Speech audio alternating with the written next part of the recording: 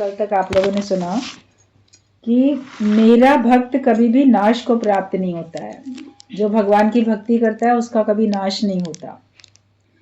बोलते किसी की देह का भले नाश होगा लेकिन उसका स्वयं का नाश कभी नहीं होगा। तो देह आज किसी भी भक्त की हमको नहीं भी दिखाई देती है, मगर वो भक्त तो हमको प्रेजेंस उनकी महसूस होती है, जैसे अवतारों की ऐसे उन भक्तों की। तो भक्त का नाश नहीं होता, वो परमात्मा से मिलके एक हो जाता है। आगे बोला है, कृष्ण से पहले अर्जुन कई वेद शास्त्र संत साधु भेंट चुका था, बड़ा सत्पुरुष था, पर अभी भी ज्यों का त्यों मोह काटकर प्रकृति से अपने आप को छुड़ाकर नहीं खड़ा था। जब तक ब्रह्म ज्ञान नहीं मिलता है तो आप लोग भी बहुत सारे साधु संतों से भेंट की होती है, बड़े वेद शास्त्र पढ़े होते हैं, मंत्र जपे होते हैं, बहुत सारे सत्कर्म किए होते हैं, अच्छे सत्पुरुष कहलाते हो, लेकिन उसके बावजूद भी आप मोह से तो ऊंचे नहीं उठे, विकारों से तो ऊंचे नहीं उठे, और अपने देह भाव से ऊंचे नहीं उठे। उससे ऊंचा उठाने के लिए कोई हमको ब्रह्मज्ञानी संत जब मिलता है तो वो हमको ज्ञान सुना के ऊंचा उठाता है। और मंजिल तो हमारी यही है कि हमें इस देह की धरती से ऊपर उठ के हमको आत्मा में आना है। अस्थि भांति प्रिय में लौट आइए, देह को भुला के आनंद पाइए। देह को भुला के आनंद पाओ और अस्थि भांति प्रिय में तुम लौट आओ। वो आत्मा का गुण है। नाम रूप भुला के आनंद को पाओ। हर एक को अपना नाम याद है, अपना रूप याद है, दूसरे का भी नाम और दूसरे का भी रूप, यहीं तक तो पढ़ा था हर एक कोई। तो नाम और रूप ये जगत के रूप है, और अस्थि भांति प्रिय ये ब्रह्म का स्वरूप है। आत्मा का जो स्वरूप है वो सदा रहने वाला है, दिखाई भी देता है, उसका अस्तित्व भी है, भास भी रहा है, प्रिय भी है। उसकी प्रियता खत्म नहीं होती है, वो रहती रहती है। लेकिन नाम वो मिटता है और बदलता भी है, रूप मिटता भी है और बदलता भी है। बचपन में कोई और रूप था, अभी कोई और रूप है, आगे चल के कोई और रूप होगा, तो रूप तो बदल जाएंगे। नाम भी बदल जाते हैं। बचपन में बच्चों को पता नहीं कितने कितने नामों से सब लोग पुकारते हैं, और फिर कोई नाम रख देते हैं। स्कूल में जाता है पढ़ने, कभी बड़े होके उसका मन होता है तो अपना नाम बदल भी लेता है, कभी बाद में भी बड़े होके उसके और जो संबंधी होते हैं उसको किसी और भी नाम से पुकारने लग जाते हैं, कभी वो नाम अपना बदल भी लेता है। तो नाम तो बदल जाता है, मगर जिसका नाम बदला गया वो थोड़ी बदलता है, वो तो वही रहता है। रूप बदल जाता है, बचपन से जवानी, जवानी से बुढ़ापा, लेकिन जिसका रूप बदला वो नहीं बदलता है। वे मेरा रूप बदल गया, मैं पहले कितना सुंदर था, बचपन में मैं कैसा था, अब मैं कैसा हो गया। आप अपनी तस्वीर देख के बोलोगे किसी को या अपने मन में सोचोगे, आईने में देखोगे अपने आप को तो बोलोगे देखो अब मेरा कैसा हो गया रूप। तो तुम जो धारण करने वाले हो तुम्हारा तो नहीं बदला कुछ भी, तुम तो वही हो, तुम उसी हिसाब से फील करते हो, उसी हिसाब से महसूस करते हो, लेकिन कहने में आता है कि मेरा रूप बदल गया। तो ये नाम और रूप जो है इसी में सब अटके हुए थे। सच्चाई जब हमको मिलती है तो हम नाम रूप से ऊंचे उठ जाते हैं। तो नाम रूप को भुला के ही बैठे, किसी का भी बाहर का जो भी कुछ है उसमें हम अटके नहीं, हम अपने स्वरूप में टिके रहे। तो अर्जुन ने भी कृष्ण के ज्ञान सुनने के पहले कई वेद शास्त्र पढ़े, संत साधु से भी भेंट कर चुका था, वो सत्पुरुष भी था, पर अभी भी ज्यों का त्यों वो मोह काट के प्रकृति से अपने आप को छुड़ा के नहीं खड़ा था। इसीलिए ही भगवान को ऐसे भक्तों के सामने प्रकट होकर उन्हें प्रकृति से ऊपर उठाकर खड़ा करने के लिए आना पड़ता है कि तू इस त्रिगुणी माया से ऊपर हो जा, तू आत्मा है, तू त्रिगुणातीत है। बहुत कुछ सत्कर्म सबने किए थे लेकिन हम छूटे नहीं थे, तो हमको छुड़ाने के लिए भगवान गुरु के रूप में हमको ब्रह्म ज्ञान देने के लिए हमारे सामने आते हैं कि हम इस बातों से, प्रकृति से छूट जाए। 5 तत्वों की देह बनी, 5 तत्व बाहर भी हैं, जो पिंडे सो ब्रह्मांडे, जो सारे ब्रह्मांड में है वही तो इस पिंड में है। तो इससे छुड़ाने के लिए, इसमें जो हमारा आसक्त भाव था, इसमें जो हम अटके हुए थे, इससे छुड़ाने के लिए हमको ब्रह्म ज्ञान भगवान देने के लिए कोई ना कोई सत्संग रूपी व्यवस्था बना देते हैं और हमारे अंदर लगन लगा देते हैं। ईश्वर की प्रेरणा होती है, ईश्वर की मर्जी होती है।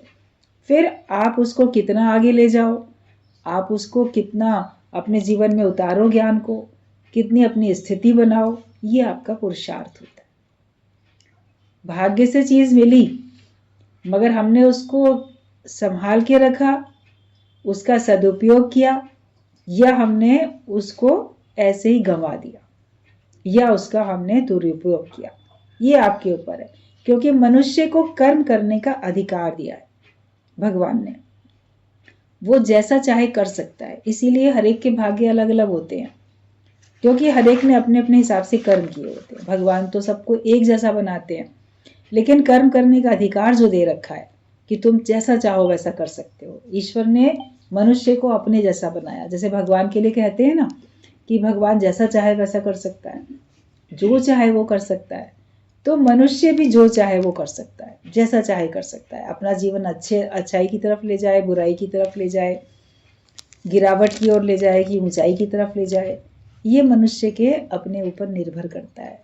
उसकी जैसी प्रकृति है, उसका जैसा स्वभाव है, उसकी जैसी रुचि है, उसके जैसे हालात हैं, परिस्थितियां कैसी हैं, ये सब उसके ऊपर, उसके कर्मों के ऊपर प्रभाव डालती हैं। लेकिन जिसने अपने अंदर एक भाव रख लिया कि मुझे परमात्मा की प्राप्ति करनी है, मुझे अपने को ऊंचा उठाना है, तो वो अपनी प्रारब्ध को भी काट के पुरुषार्थ से वो हासिल कर लेता है। भाग्य में आपके मान लो है किसी प्रकार का बंधन, किसी प्रकार का कष्ट, लेकिन अपने पुरुषार्थ से आप उससे ऊंचे उठ जाते हो। जो संतों के संग से मस्तक की रेखा मिट जाती है। जब आप संतों का संग करते हो तो मस्तक की रेखा मिट जाती है। भगवान का नाम लेते हो, कोई मंत्र जपते हो, ज्ञान का मनन करना भी मंत्र जपना है, क्योंकि वो मंत्र आपको संस्कृत में दिए या किसी और भाषा में या साधारण दिए, छोटे वाक्य, महावाक्य, छोटे छोटे कोई वाक्य आपको दे दिए ताकि आपको माला फेरने में, जपने में आसानी हो। और जो गुरु के मुख से वाणी निकलती है वो पूरे एक धारा प्रवाह, एक गद्य के रूप में आपके पास मिलती है आपको। तो पॉइंट्स उसमें भी छोटे छोटे होते हैं। तो कोई भी आप जो भी गुरु के मुख से वाणी निकलती है उसका प्रत्येक शब्द मंत्र ही होता है, क्योंकि उसको धारण करने से अपने जीवन में आपका उद्धार होता है। उन ज्ञान के वचनों को धारण करने से आपका आवागमन का चक्कर मिटता है। उनके वचनों को धारण करने से, जीवन में उतारने से आपका दुख मिट जाता है, आपको आनंद की प्राप्ति होती है। इसलिए गुरु के प्रत्येक वचन को हमें मंत्र की तरीके से लेना है। फिर कभी कोई वचन आपको राह दिखाता है, कभी कैसे। आप जहाँ उलझो वहाँ पे गुरु का कोई ना कोई वचन आपके सामने आएगा और आप उसमें अपने देखोगे कि मुझे एक अच्छा मार्ग दिखा, शांति का मार्ग दिखा, परम शांति का, मुझे आनंद का मार्ग दिखा। तो उस आनंद के मार्ग में आप चल पड़ते हो। तो इसके लिए मंत्र आपको बदकर्मों से बचाते हैं, मतलब गुरु के जो वचन है वो आपको सतमार्ग की ओर लेके जाते हैं। आपका जीवन संवरता है, हर एक बुरे कर्म करना छोड़ देता है और अच्छे कर्म करना वो शुरू कर देता है। क्योंकि मन से, वाणी से, कर्म से, शरीर से कर्म बनते थे, तन से, मन से, वाणी से। लेकिन अब आप देखो कि आपसे बुरे काम नहीं होते हैं। आपको पता चल गया कि क्या अच्छा है तो क्या बुरा है, सावधानी मिली। पहले मोह में, विकारों में अटकना बड़ा अच्छा लगता था। आप किसी से मोह करते हो तो ये बड़ी अच्छी बात लोग समझते थे। आपसे कोई मोह करता है तो आप बड़े खुश होते थे, क्योंकि उस मोह को आप प्रेम का नाम देके बैठे थे। हम सबसे प्रेम करते हैं, सब हमको प्रेम करते हैं। लेकिन ये नहीं था कि वो मोह तुमको जन्म जन्म में भटका रहा है, और बाकी विकार भी आपको जन्म जन्म में भटकाने के लिए हैं। तो विकार सब अच्छे लगते थे, अब समझ में आया कि वो अच्छे नहीं हैं। वो मेरे जन्म मरण का एक कारण है, ईश्वर की प्राप्ति में बाधक है। तो इसके लिए हम अपने को निर्विकारी बनाने के लिए लग जाते हैं। और किसी भी प्रकार का द्वैत है, किसी प्रकार का भेद है, वो सब भगवान के मार्ग में बाधा डालने वाला है। तो उससे भी हम बचते चले जाते हैं। तो भगवान जो है वो भक्तों के सामने प्रकट होके उन्हें प्रकृति से ऊपर उठाते हैं और उनका ज्ञान ये है कि तुम त्रिगुणी माया से ऊपर उठ जाओ, तू आत्मा है, तू त्रिगुणातीत है।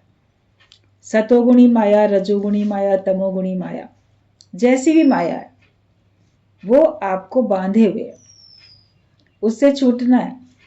लेकिन तुझ आत्मा में माया है ही नहीं। देह में सब विकार होते हैं, गुरु देह से ही मुक्त करते हैं। और माया, जब तक तुम अपने को जीव मानते हो तब तक माया है, लेकिन जब अपने को ब्रह्म जाना तो कहाँ है माया? माया तो है ही नहीं। माया तो जीव के लिए होती है, जो अपने को जीव भाव में रखता है उसके लिए माया है। बाकी भक्त के लिए तो भगवान है ना, माया कहाँ है? आप कण कण में भगवान देखोगे कि कण कण में माया देखोगे? अब आपकी दृष्टि बदल गई, तो अब तो आप हर एक में भगवान देखते हो, सबको ईश्वर का रूप देखते हो। तो आपके लिए वो परिवर्तित हो जाती है। औरों के लिए विष है, आपके लिए अमृत हो जाता है। आपकी दृष्टि जैसी बनी वैसी सृष्टि आपके लिए तैयार हो गई। आपने हर तरफ भगवान देखा, आपके लिए वो भगवान का रूप हो जाता है। तो तुम आत्मा हो, तुम त्रिगुणातीत हो। देह के संबंध से तीनों कालों में न्यारे हो। देह का संबंध ना पहले था मेरे में, ना आज है, ना आगे रहेगा। देह का संबंध था ही नहीं, तो मैं तीनों कालों में उससे न्यारा हूं। वरना कोई बोलेगा कि नहीं, सत्संग में आने से पहले तो हम देह थे, अभी ज्ञान सुनते हैं तो हम देह नहीं है, आगे पता नहीं हम फिर से देह बन जाएंगे, दूसरा जन्म ले लेंगे कि नहीं ले लेंगे। तो वो जो सोच रहा है वो तो जीव सोच रहा है ना। जो ब्रह्म भाव में है वो इतना भी क्यों सोचेगा? वो तो ये जानेगा कि मैंने धारण किया था कर्मों का फल भोगने के लिए, या परमात्मा की किसी मर्जी को पूरा करने के लिए। भगवान ने किसी उद्देश्य से हमको भेजा दुनिया में। किसी से भेंट हमारी हुई तो किसी उद्देश्य की पूर्ति के लिए भगवान ने हमारी उससे भेंट कराई। हमारे द्वारा भगवान उसको कुछ दिलाना चाहते हैं, या उसके द्वारा भगवान मेरे को कुछ दिलाना चाहते हैं, चाहे दुख चाहे सुख या ज्ञान भी, जो भी भगवान जिसके द्वारा हमको जो दिलाना चाहते हैं वो हमको मिल रहा है। वो ये देह का कारण है, जन्म लेने का।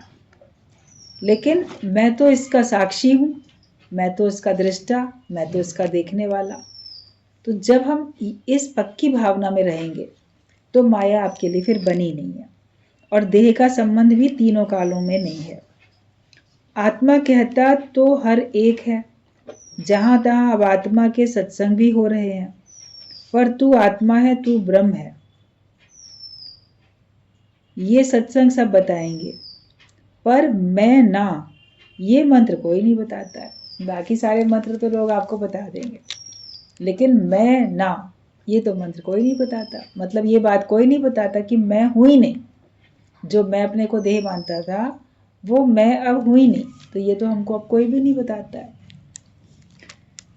जब कोई बताता ही नहीं है इस बात को, तो किसी ने जानी ही नहीं। बाकी आत्मा को तो बताने वाले, व्याख्यान करने वाले आपको जहाँ तहाँ मिलेंगे। आप टीवी में सत्संग सुनो, या कहीं कोई संत साधु आते हैं उनका प्रवचन सुनो, तो अब चूंकि आपका विवेक खुल गया है तो आप कैच करोगे कि हाँ, ये भी बात तो आत्मा की बोल रहा था, बात तो अंतर्मुखता की बोल रहा था। लेकिन जब तक आपका विवेक खुला हुआ नहीं था तो आपको उनकी बातें कहाँ समझ में आती थी?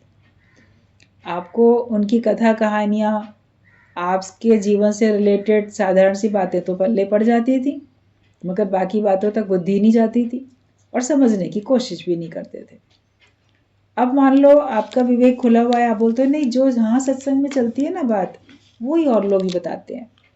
तो यहाँ आने के बाद ही तो आपने जाना कि वही और लोग बता रहे हैं। जब तक यहाँ नहीं आए थे तो आपको लग रहा था कि हाँ, वो क्या क्या बता रहे हैं।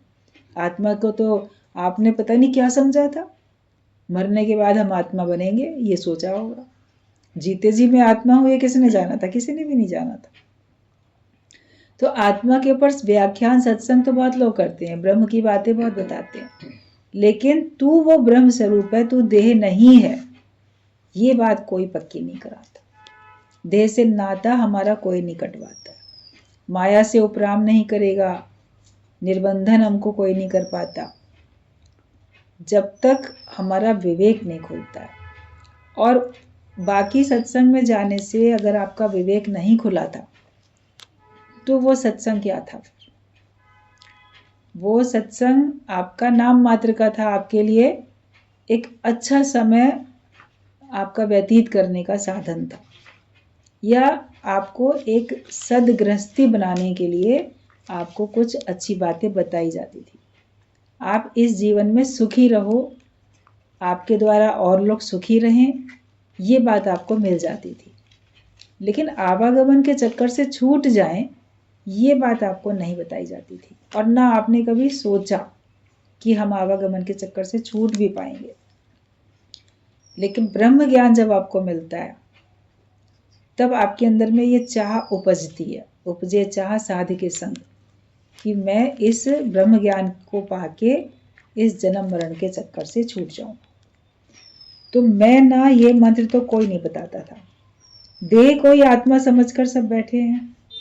कितने भी होशियार वेदांती लोग मिलते हैं, वे भी कहते हैं कि मैं आत्मा हूं, पर व्यवहार करते समय तो सभी ख्याल करेंगे ना कि ये पति है मेरा, ये मेरा फर्ज है, ये दुखी ना हो, ये बेटा है, इसे समझाना मेरा धर्म है, ये बेटी है मेरी, इसका विवाह करवाना मेरा धर्म है। मतलब तो कितना भी ज्ञान सुनते हुए बोलते हुए भी व्यवहारिक बुद्धि अंदर पड़ी है कि दुनिया में तो चलना ही है ना, वरना लोग क्या कहेंगे। आपके मन में कहीं ना कहीं ये बात पड़ी है कि दुनिया में तो जीना है, चलना है, वरना लोग क्या कहेंगे, और ये तो मेरा ही फर्ज धर्म है ना, हर एक को समझाना। ये पति है, ये गलत रास्ते पे जा रहा है तो मुझे इसको समझाना है, या मेरे को अपनी बात मनवाने के लिए इसको तरीके से समझाना है। ये बेटा है, इसको समझाना है, ये बेटी है, इसको समझाना है, या इनके प्रति मेरे फर्ज धर्म है, जिम्मेदारियां हैं, ये मुझे पूरी करनी है।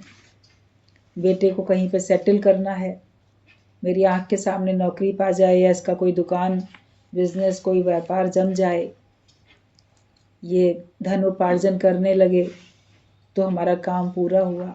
लड़की का विवाह करा दें तो हमारी जिम्मेदारी पूरी हुई। ये सब अंदर में है कि अगर हम ये सब नहीं, ये हमें ही तो करना है।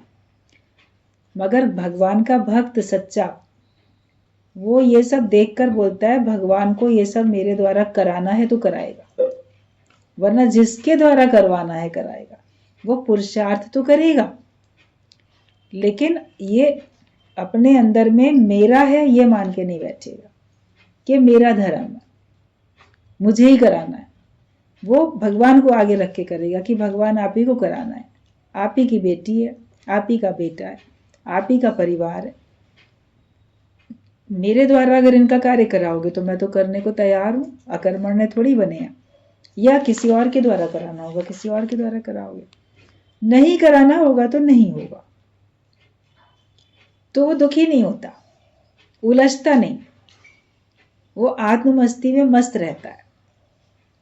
उस आत्ममस्ती में हर एक को मस्त होके रहना है। तो ये नहीं बोलो कि हमारे अंदर व्यवहार तो हमें करना ही है, तो व्यवहारिक बुद्धि अंदर पड़ी है तो तुम बोलते हो कि व्यवहार करते समय तो हम ये बात ध्यान में रखेंगे। ज्ञानी के अंदर व्यवहार है ही नहीं, वो जिसके साथ बात करता है, जिससे व्यवहार करता है, उसको भगवान जान के करता है कि परमात्मा इस रूप में है। बच्चे भी अगर हैं आपके तो वो भी परमात्मा उस रूप में। सूरदास भक्त थे तो भगवान को बाल रूप में वो देख के उनकी बाल लीलाओं का ही उन्होंने वर्णन किया, और उसी में वो मस्त। गोपियां थी, उन्होंने भगवान को अपने सखा, अपने मित्र, प्रेमी के रूप में, अपने पति के भाव में, उस भाव में रह के उन्होंने भगवान को भजा। अर्जुन ने उनको अपना मित्र मान के भजा, ग्वाल वालों ने भी, सबने यशोदा थी, वो अपना पुत्र मान के कर रही हैं। तो कोई कैसे कैसे भी कर रहा है, आपके सामने जो भी है, तो रहे तो भगवान का भाव कि ठीक है ये मेरे फलाने संबंधी हैं, लेकिन इन संबंधियों के रूप में भगवान है, ये भावना तो अपने अंदर में पक्की करके रखो।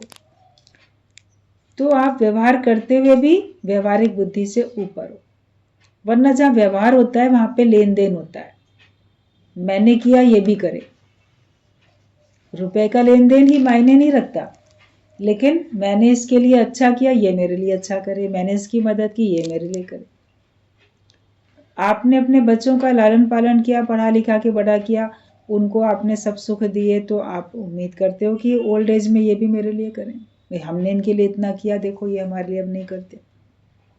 जब ये बच्चे असमर्थ थे तो हमने इनको समर्थ बनाया, अब आज हम असमर्थ हैं तो ये लोग करें हमारे लिए, और अगर नहीं करते हैं तो तकलीफ होती है। भक्त को तकलीफ नहीं होती, वो ये जानता है कि अगर उनके द्वारा भगवान मेरे लिए कराना चाहेंगे तो उन्हीं के द्वारा होगा, नहीं तो किसी और के द्वारा कराना चाहेंगे, किसी और के द्वारा मेरा काम बनेगा। जो भगवान ने सोचा होगा वही होगा। तो किए जा तू जग में भलाई का ही काम, आप भलाई का काम करते चलो, लेकिन व्यवहार करने में, व्यवहारिक बुद्धि में बदले की भावना आती है। मैंने किया तो ये भी करे, मैं 2 बार इसके घर गया, ये भी मेरे घर रहा है, मैंने 2 बार फोन किया, ये भी मुझे फोन करे, ये तो हमारे दुख सुख में खड़ा नहीं होता तो हम क्यों जाएं, चाहे वो पड़ोसी हो चाहे रिश्तेदार हो। व्यवहार जहाँ पे आपका होता है वहां पे बदले की भावना होती है। ज्ञानी कोई बदले की भावना नहीं रखता, वो जानता है कि उसके पास समय है, उसके मन में प्रेरणा आई, वो चला गया किसी के सुख में या किसी के दुख में। उसके पास समय नहीं है, या उसको कोई और कार्य में लगा, या अंदर में भाव नहीं उठा, वो नहीं भी गया। ज्ञानी करे या ना करे, है स्वार्थ के बिना, उसका अपना कोई स्वार्थ नहीं है।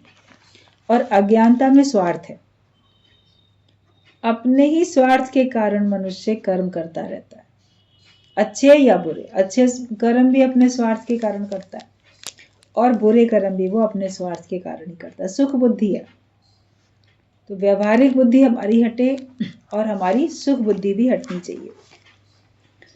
तो ये हट जाए ध्यान से कि दुनिया में तो चलना ही है, वरना लोग क्या कहेंगे।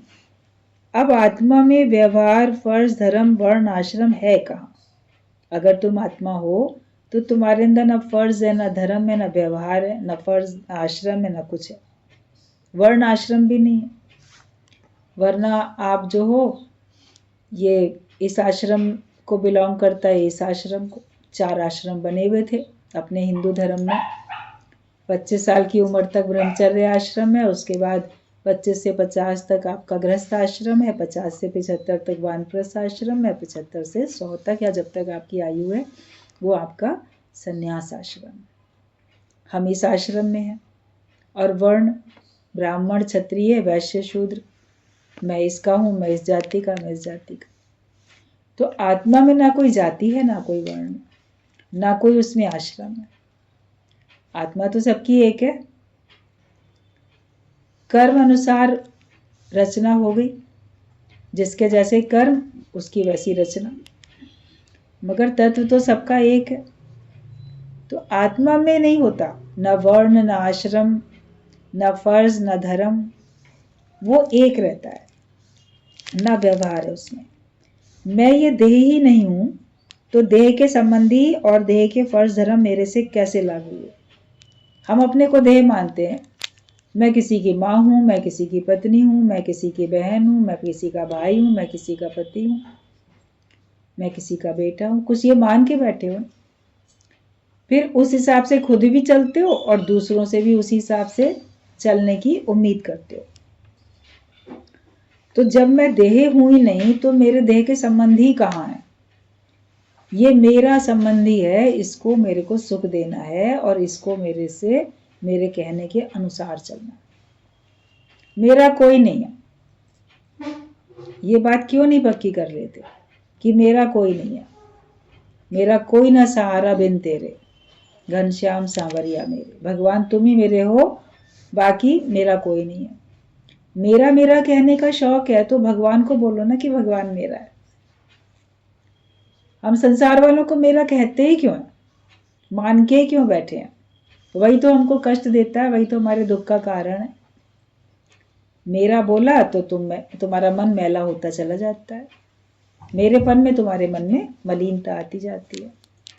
किसी को भी मेरा नहीं बोलो, क्योंकि जिसको मेरा बोलते हो तुम अपने को देह मानते हो, तो देह से उसका जो संबंध जुड़ा है तब तुम मेरा कहते हो।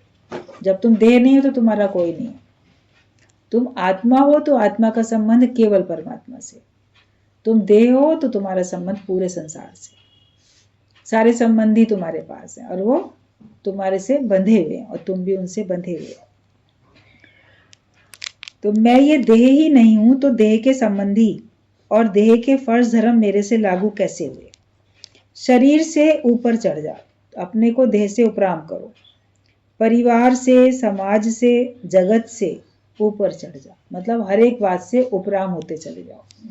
परिवार में अटके बैठे हैं, समाज में अटके बैठे हैं, या अपने शरीर में अटके बैठे। इस देह से भी हमको ऊपर उठना है, परिवार से भी, उसके मोह ममता से, और समाज की लोकारीत से भी। देह वासना और ये लोक वासना, शास्त्र वासना, कोई हमारे अंदर में किसी प्रकार की कामना वासना हमारे अंदर में रहे ना। हर बात से ऊपर उठ जाओ, क्योंकि मैं ब्रह्म स्वरूप हूं। सब नाम रूप से जब दृष्टि उठाएंगे तभी आत्मा पर हमारी नजर पड़ेगी। जब तुम सभी नाम रूप से अपनी नजर हटा लोगे तब तुमको ब्रह्म दिखाई देगा, तब तुमको आत्मा दिखाई देगी। जब तक हमारी दृष्टि में नाम रूप ही है तो हम तत्व तक कैसे जाएंगे? हम तो बाहर से ही आवरण देखते रहते हैं। किसी महिला ने अगर अपना चेहरा ढका हुआ है, पुरुष ने भी मान लो अपना चेहरा ढका हुआ है, मास्क लगा रखा है, हेलमेट पहना है, या कुछ भी तरीके से उसने ढक रखा है, कोई भी हो, महिला हो पुरुष हो, तो आप उसको पहचान नहीं सकते हैं कौन है। तो जब उसका वो आवरण हटाओगे तब तो उसके चेहरे को देख के आपको पता चलेगा कि वो कौन है। तो ये देह का आवरण हटाओगे तब पता चलेगा कि कौन है, वरना हम तो आवरण को ही देख के ये फलाना बोलते रहते हैं। तो नाम रूप से देह हटे, दृष्टि, देह वाली दृष्टि हटे और आत्मा में हमारी दृष्टि टिक जाए। यही हमको सबको एक मेहनत करनी है। ठीक है।